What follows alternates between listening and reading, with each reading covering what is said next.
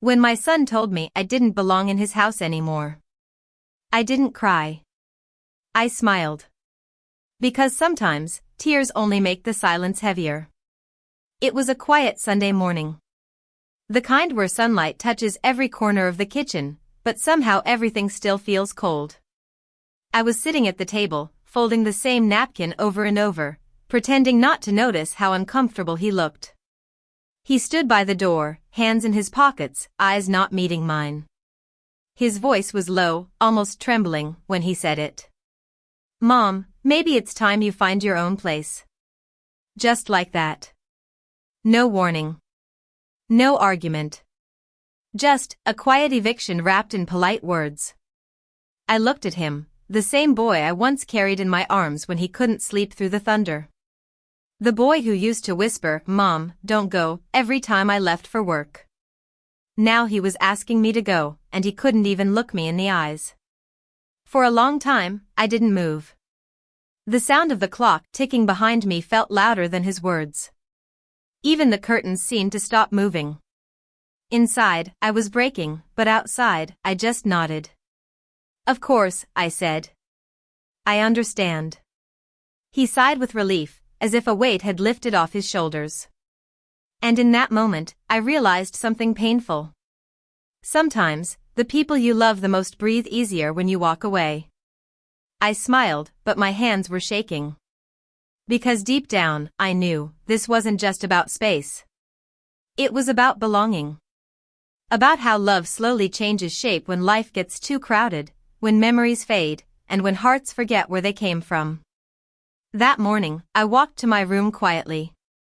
I could hear his wife talking on the phone, laughing, the sound of a happy life echoing through the walls. I paused by the family photo on the hallway shelf, the me, him, his father, taken years ago at the beach. We were smiling so big that day. The ocean behind us, his tiny arms around my neck. And I wondered, when did that smile stop belonging to me? I took one last look at the house I'd helped build, the curtains I sewed, the garden I planted, the laughter that once lived here, and I whispered to myself, maybe I really don't belong here anymore. But I didn't know then, that walking out of that door would become the beginning of a story I never thought I'd tell. A story about love, loss, and finding myself again when the world I built no longer had space for me. I wasn't always alone. There was a time when my house was filled with laughter, the kind of laughter that comes from love, not noise. I remember the smell of pancakes on Sunday mornings, the sound of my son's footsteps running down the hallway, his little voice shouting, "Mom, are they ready yet?" And me, pretending to be tired, flipping the last pancake while hiding a smile. That small house, our first home, was messy and loud and imperfect. But it was ours. Every corner had a memory. Every wall had a story. My husband, Daniel, worked long hours as a mechanic. His hands were always rough, but his heart was soft, especially when it came to our boy, Michael. Michael was our only child.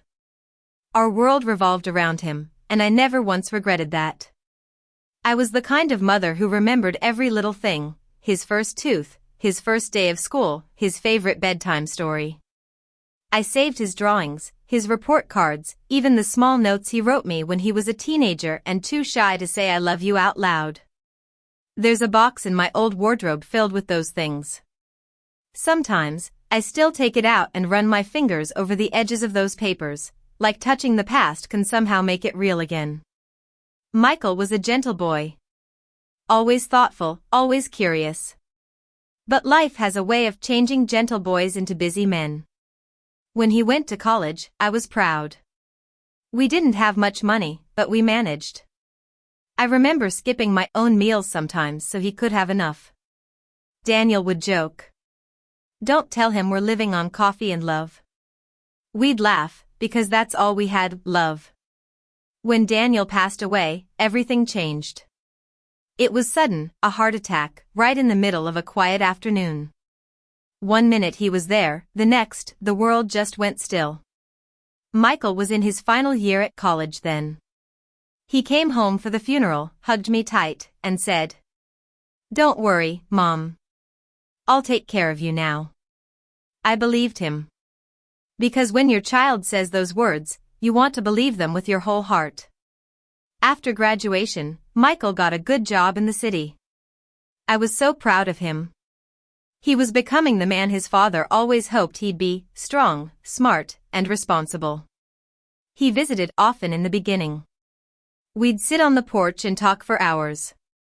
He'd tell me about his office, his friends, his dreams. And every time he left, I'd wave until his car disappeared down the road. But visits became phone calls. Then phone calls became text messages. And text messages became silence. It wasn't anyone's fault, not really. He was building a life. And I didn't want to be the mother who held him back. Years passed like that, quietly. Then one day, he called with excitement in his voice. "Mom," he said, "I met someone. Her name's Emily." I smiled through the phone, happy for him. He sounded alive again. And when I met her, I understood why. Emily was charming, confident, and full of energy. She had a way of filling a room, talking fast, smiling big, like she belonged everywhere she went. At first, she was kind to me, overly kind, in that polite way people are when they're trying to make a good impression. I liked her. I really did. She made Michael laugh in ways I hadn't seen in years. Their wedding was simple and beautiful. I cried when he said his vows. Not from sadness, from pride. From joy. After they got married, they invited me to stay with them for a few months in their new home. Michael said, "Mom, it'll be nice to have you around. Emily loves your cooking." I was happy. My son wanted me close, that was all I ever wished for. The first few weeks were lovely. I cooked, helped around the house, tended the little garden out back. Emily would chat with me about her work, her friends, her plans for the house. I felt useful. Needed. Part of something again. But slowly, small changes began to appear. At first, they were too soft to notice. Emily would rearrange things I'd placed in the kitchen. She'd laugh and say, "Oh, I just like it this way. No harm done." Then, she started cooking her own meals separately, saying she was on a new diet. I didn't mind, everyone has their ways. But then she began to sigh when I spoke too long, or when I asked small questions like, "What time will you both be home?" Little signs that I was becoming extra. One evening, I overheard her talking to Michael in the living room.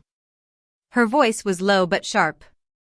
"She's nice, but I just need my own space. It's hard to feel like this is my home when she's always here." I froze in the hallway. My heart thudded so hard I thought they'd hear it.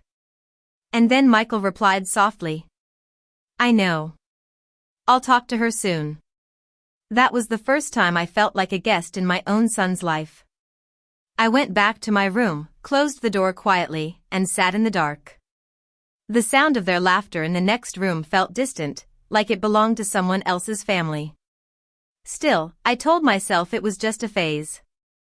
Maybe I was overthinking. Maybe she was just adjusting.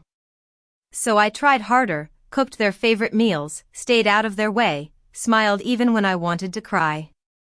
Because sometimes, love means staying quiet so others can feel comfortable. But the distance only grew. Michael stopped joining me for tea in the mornings. Emily stopped asking me about my day. And every night, when I heard the sound of their closed bedroom door, I'd whisper to myself, "It's okay, he's happy. That's what matters." I didn't know then that love, when stretched too far, can quietly snap, not with noise, but with silence. I thought I was being patient. But really, I was slowly fading from their world. And the day my son finally asked me to leave, that wasn't the day it all ended. It was the day I realized it had already been ending for a long, long time. The days began to blend together after that. Morning light came through the same window, but it felt different, colder somehow. I still woke up early, out of habit. I'd make breakfast quietly, the way I always did. pancakes for Michael. Toast and coffee for Emily. But most mornings, the plates stayed untouched. They'd rush out for work, calling out a quick, "We'll eat later." And the food would sit there, growing cold, just like everything else between us. At first, I told myself it was normal. They were young, busy, figuring life out. I shouldn't take it personally. But some nights, I'd wait at the table, pretending to read a magazine, just to hear their car pull in. I'd get up, smiling, asking, "How was your day?" And Emily would answer first, short, polite words. Michael would nod, eyes already on his phone. Then they'd go upstairs, leaving their shoes by the door, two pairs together, side by side, while mine stood alone, slightly apart. It's strange how loneliness can grow in a house full of people. One Sunday afternoon, Emily asked if I could help clean the guest room. I smiled and said, "Of course." But as I dusted the shelves, she stood behind me, hesitating. Finally, she said, Mom, I mean, Mrs. Parker, my parents are visiting next week. I hope you don't mind giving them this room for a few days." She said it kindly, but the way she corrected herself, from Mom to Mrs. Parker, stung more than I expected. I nodded. "Of course, dear. They're family too." That night, I packed my things into boxes and moved into the small storage room near the kitchen. I told them it was temporary, but I knew better. When her parents arrived, I smiled, cooked for everyone, made sure they were comfortable. They were polite, warm even, but I could feel the looks they exchanged when they thought I wasn't watching. That quiet question in their eyes, "Why is she still living here?" After they left, I thought maybe things would go back to normal. But they didn't. Michael started coming home later, always tired, always distracted. Emily stopped including me in conversations. Even small things, like choosing what to cook, or what to watch on TV, became moments where I felt invisible. One evening, I overheard her say softly, "She means well, but it's just too much sometimes. I feel like we can't live our own life." And Michael didn't defend me. He just said, "I'll talk to her." Those 4 words became the heaviest sentence I'd ever heard. I didn't want a confrontation. I didn't want to make anyone choose. So I began to shrink myself, my voice, my presence, my needs. I'd stay in my room longer. Cook smaller portions. Do laundry when they weren't home. Pretend I wasn't listening when they laughed about their plans, their future. But deep inside, I could feel it, a quiet ache that came from being gently erased. One morning, I made coffee for all 3 of us, hoping maybe we could sit together again, just like before. When Michael walked into the kitchen, I smiled. "Good morning, sweetheart. I made your favorite." He didn't even look up. "Thanks, Mom. But we're late." "Maybe later." Emily added quickly, "Yeah, we'll grab something on the way." They left in a hurry, the door slamming softly behind them. And for a long time, I just stood there, holding the coffee pot. The smell filled the room, warm and bitter, like memories that don't know where to go. I sat down and whispered, "You used to love mornings with me." That's when I realized, they didn't hate me. They'd just moved on without me. That evening, I decided to visit my old neighborhood. I walked slowly down familiar streets, passing houses I used to know. One of the neighbors, Mrs. Klein, saw me and smiled. "Well, if it isn't Mary Parker. I haven't seen you in ages. How's your son?" I hesitated. "He's good, busy. Married now." "Oh, that's wonderful," she said. "You must be so proud." I smiled politely, but pride wasn't what I felt. It was something quieter. Something lonelier. When I got back home that night, the house was dark. They were out again, dinner with friends, I assumed. I sat on the couch, the only sound the ticking clock on the wall. I glanced at the photo frame, our old family picture. I picked it up, brushed the dust from the glass, and whispered. "Where did we lose each other, Michael?" My phone buzzed, a message from him. Don't wait up, Mom. We're staying over at Emily's parents tonight. Just a line. No love you. No good night. And that's when the silence became unbearable. The next morning, I decided to cook breakfast anyway. Not for them, just for me. I set one plate, poured 1 cup of coffee, and sat by the window. The sun touched my face, soft and warm, but my chest felt heavy. I realized I'd been living like a shadow in my own child's home. Waiting for moments that weren't coming back. Hoping for affection that had quietly expired. That afternoon, when Michael came home alone, I thought maybe, just maybe, it was time we talked. He sat down across from me, tired, distant. I asked gently, "Is everything all right, Michael?" He nodded slowly. "Yeah, just work stuff." But his voice cracked a little. I could tell there was more. I waited. I've always been good at waiting. Finally, he sighed. "Mom, I think you should rest for a while. Maybe visit Aunt Clara for a few weeks? Emily and we just need a little space." I looked at him, the same eyes that once searched for me in a crowd, now avoiding mine. I wanted to ask, space from what? From love? From the woman who raised you? But I didn't say it. Instead, I nodded. Of course, dear. Everyone needs space sometimes. He smiled weakly, relieved, and that relief broke something inside me. Because in his eyes, my leaving meant peace. After he went to bed, I sat alone for hours, staring at my hands, hands that had fed him, dressed him, comforted him. Now they just lay there, empty. I whispered to myself, "You're losing him, Mary. Not because he stopped loving you, but because he's learning to live without you." And that was the deepest kind of heartbreak. The morning it happened, the sky looked heavy, like it already knew what was coming.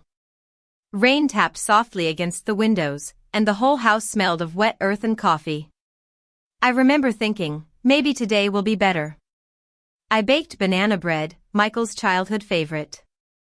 It was still warm when they came downstairs. "Morning," I said softly. "I made something special." Emily gave me a polite smile. "Thanks, Mrs. Parker, but we're trying to eat lighter these days." Michael just nodded, avoiding my eyes. I watched as they poured cereal into bowls and talked quietly between themselves. Little things, like the way she touched his hand, the way he laughed, reminded me how far I'd drifted from that circle of warmth. When they finished breakfast, I asked, "Michael, can we talk for a minute?" He hesitated, then sat down. Emily stayed standing, arms folded. "I've been thinking," I began.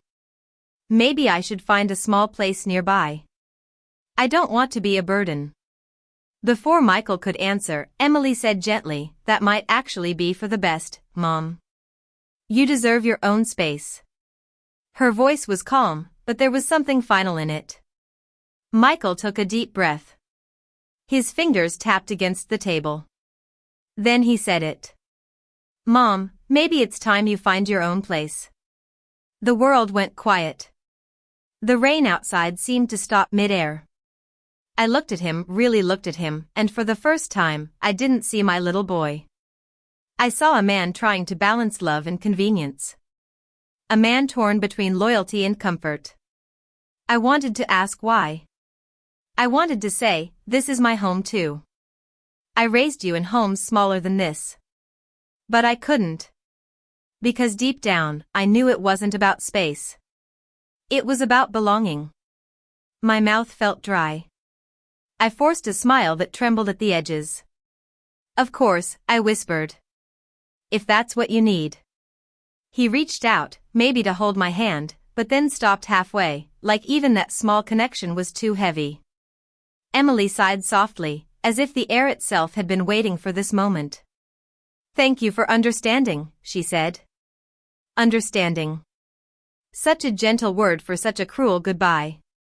I stood up slowly, walked to the window, and watched the rain slide down the glass. Every drop felt like a memory leaving. Michael spoke again, quieter this time. We can help you find a nice place, Mom. Somewhere close. You'll like it.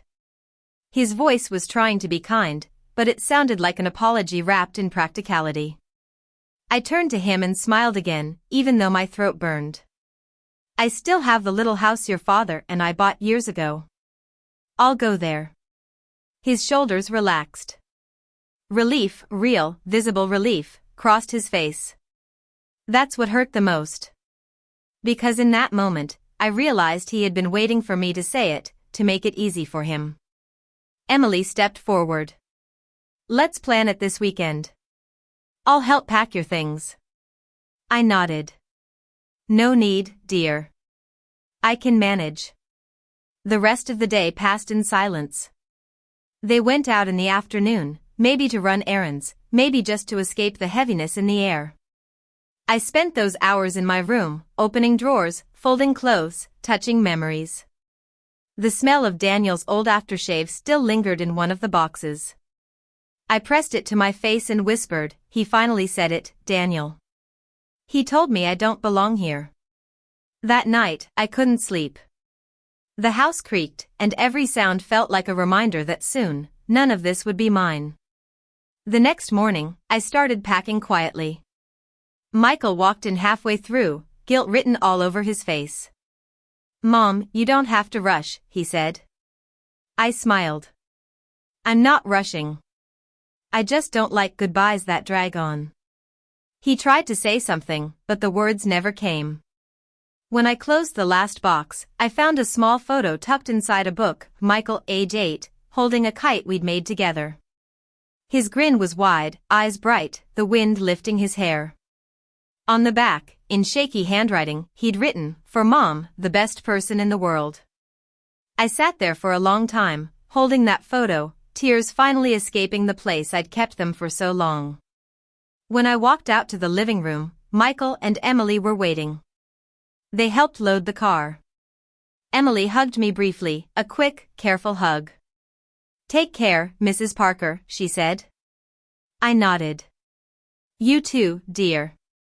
Then I turned to Michael. He looked at me, unsure how to fill the silence between us. I reached up, brushed his hair from his forehead, the same way I used to when he was little. I'm proud of you, I whispered. He swallowed hard. Mom, I stopped him with a gentle smile. It's all right, sweetheart. You don't need to explain.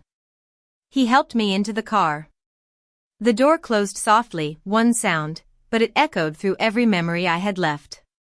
As we drove away, I looked back at the house, the curtains I'd sewn, the flowers I'd planted, the life I'd quietly built around them. It grew smaller and smaller until it disappeared around the corner. I whispered to myself. You did your part, Mary. You loved them enough to let them forget.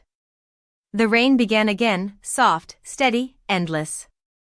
And for the first time, I realized I wasn't just leaving a house. I was leaving behind the version of myself who believed love alone was enough to keep a place in someone's heart. The days after that confrontation were the longest of my life. The house that once echoed with laughter now held a silence that almost screamed. I could hear every clock tick, every floorboard creak, every sigh of the wind through the curtains. And in that silence, I began to understand something I hadn't before. That silence isn't just empty. Sometimes, it's full of truth you've been trying not to hear. For the first few days, I didn't go downstairs much.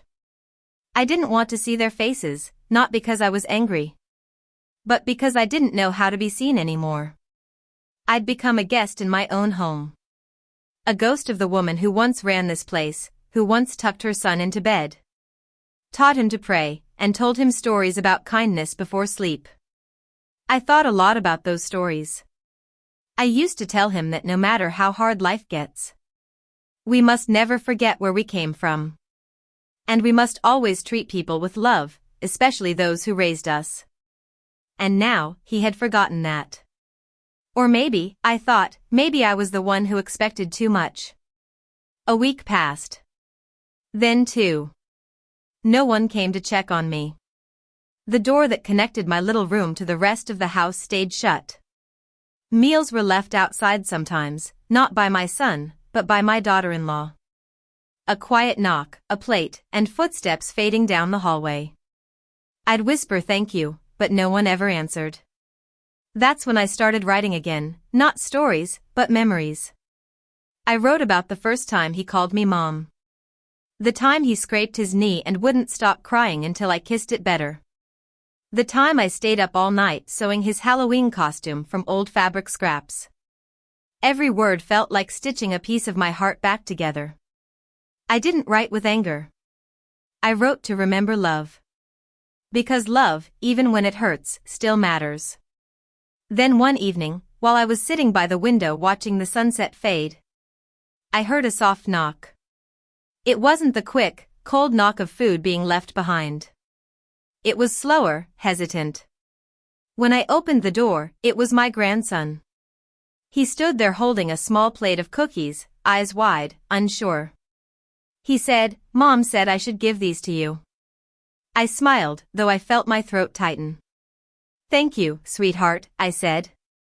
He hesitated, then asked, "Grandma, are you sad?" I didn't want to lie to him. But I also didn't want him to carry the weight of adult mistakes. So I said softly, "Sometimes we feel sad when we miss something that used to be. But that's okay. It just means we loved it very much." He nodded like he understood something deeper than his age should allow. Then he whispered, "I love you, Grandma," and ran back down the hall. That moment, just those 4 words, gave me more strength than all the apologies I'd never received. That night, I made a decision. I couldn't stay where I wasn't wanted, but I could leave with peace.